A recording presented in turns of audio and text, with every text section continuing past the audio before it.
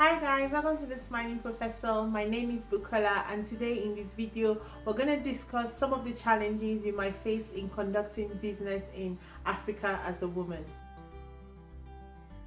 So before we go to discuss the topic of today, I would like to say thank you to everyone who subscribed to my channel so far and has taken time out to comment on my videos. I want to say thank you to Oiza, Ayubatoye, Cheryl and Sultana. I would like to say thank you to them for being the first people to comment on my last video, the 5 ways you can manage academic stress and social life. Thank you so much for the support. If you're new here and you have not yet subscribed, please take the time out to subscribe to my YouTube channel by clicking the red button below. Before I start this video, I have a couple of disclaimers. First of all, everything I'll be speaking about today is based on my own experience and might not be the same for everybody. And secondly, this is not a men bashing video because I'm surrounded by amazing men in my life, such as my father, my husband, my friends and my in-laws. So I'm surrounded by amazing men in my life. But everything I'll be discussing today is based on my not so good experience conducting business in West Africa as a female. So the challenges I'll be discussing today I feel only happened because I was female, but I've had so many amazing business experiences which I have shared throughout my YouTube channel. But I chose to share this today because I feel it might help someone out there, and I also discuss the different ways I manage these different situations, so I feel someone could learn from it. One of the first challenges I experienced as a young female entrepreneur was actually associated with employing some male members of staff. So I had some problems in my employment process. I realized that some males didn't like working for young females. So I have a lot of experience actually employing people, but some of the challenges I faced was actually employing men who are older than me. So I have a lot of examples of the challenges I faced employing some men, but one of them that stands out to me was when I used all my money to buy a taxi as a teenager.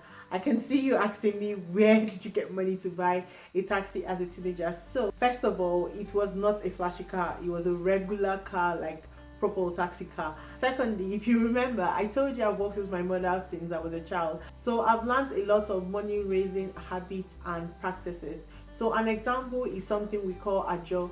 So ajo for non-Nigerians is a monthly contribution. So the way ajo works is that a group of people come together to put an agreed sum of money into savings every month. So at the end of each month, someone in the group takes all the saved money for that month. This is subsequently rotated among all members of the group throughout the period. This method is actually an excellent way to raise capital, but you have to make sure you're conducting this practice with people you trust. So let me go back to my story.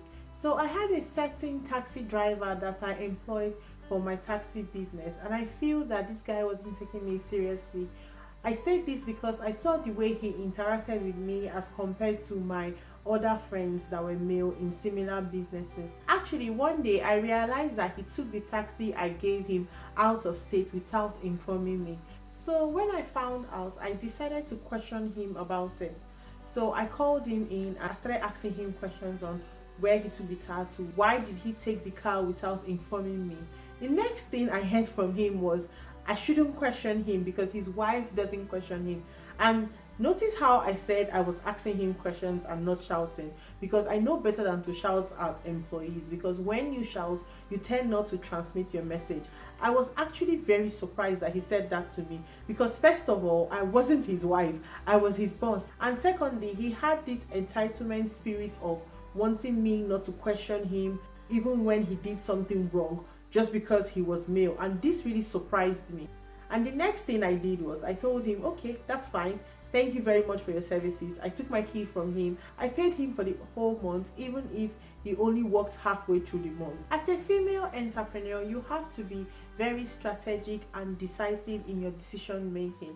So I decided to fire him immediately because I realized that there was something fundamentally wrong with his thinking ideology, and there was no amount of training I could give him to change the way he thinks. The fact that he equated his boss to his wife made me realize that he had a problem working for a woman, and there was no amount of training, as I said earlier on, like I could give him to change that fact, and there was no helping him out of his thinking ideology. So after that month ended, he actually came back to beg, but I didn't agree to take him back because I told him that my gender hadn't changed.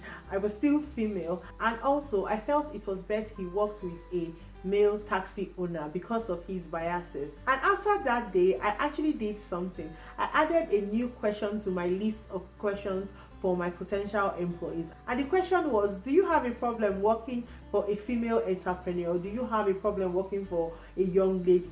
Do you have problems actually taking instruction from young ladies? I felt it was necessary to add this question just so that this kind of incident did not repeat itself again. If you would like to hear the complete story of my taxi business, please let me know down in the comment section below. So another challenge I faced as a young female entrepreneur was some males misunderstanding what I was selling. So I'm going to explain.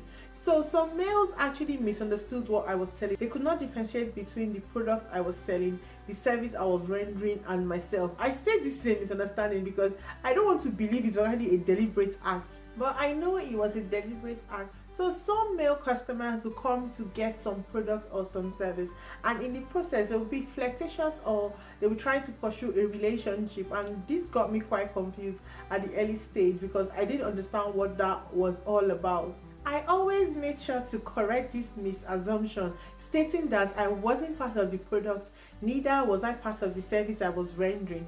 That if they were here to buy a service or a product, that I wasn't part of it. I made sure to say this as firmly and as polite as I could. With situations like this, as a young lady, you have to be very careful. You have to make sure that you're being as professional as possible and try to stay on course.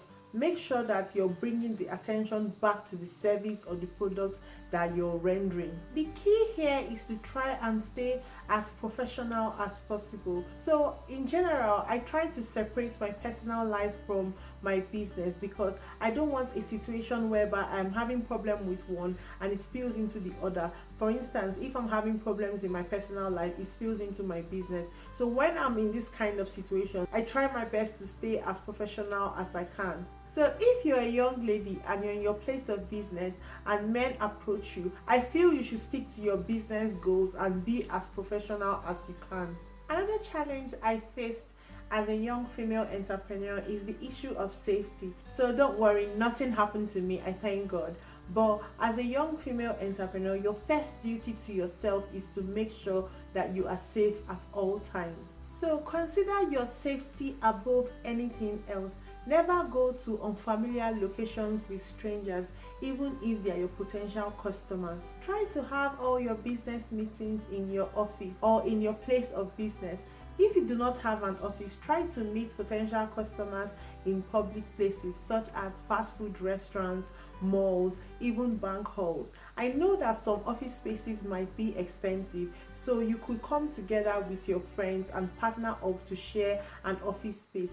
Also try to stay away from meeting potential customers at night or late evenings because this might not be safe.